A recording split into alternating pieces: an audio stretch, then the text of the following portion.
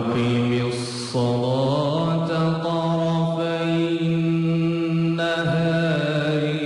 إنه تجويد القارئ المغربي حمزة وراش خلال مشاركته بمسابقة البحرين العالمية لتلاوة القرآن الكريم، حيث أحرز المركز الأول متقدما على آلاف المجودين للذكر الحكيم من جل الدول الإسلامية.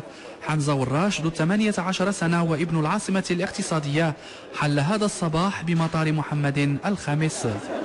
الحمد لله، هذا شرف لي ولجميع المغاربة، وأنا بالمناسبة أهديه لصاحب جلالة الملك محمد السادس الذي يعتني بأهل القرآن، وكذلك أهديه لجميع الشعب المغربي.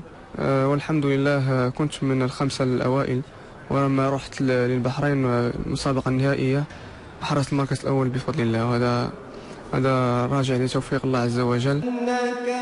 حمزة وراش لم يكن المتسابق المغربي الوحيد بهذه الجائزة، حيث تأهل ضمن العشرة الأوائل 4 مقرئين مغاربة، ما يبرز المستوى الكبير لحفظة القرآن الكريم بالمملكة المغربية.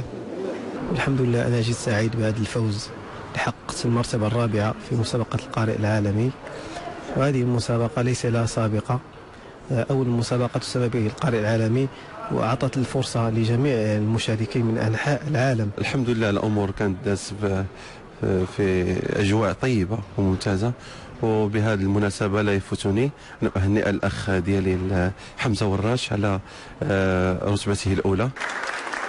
القارئ المغربي الفائز بجائزة البحرين العالمية لتلاوة وتجويد القرآن الكريم لدى استقباله من طرف أسرته وشيوخه الذين علموه منذ سن مبكرة حفظ آيات الذكر الحكيم.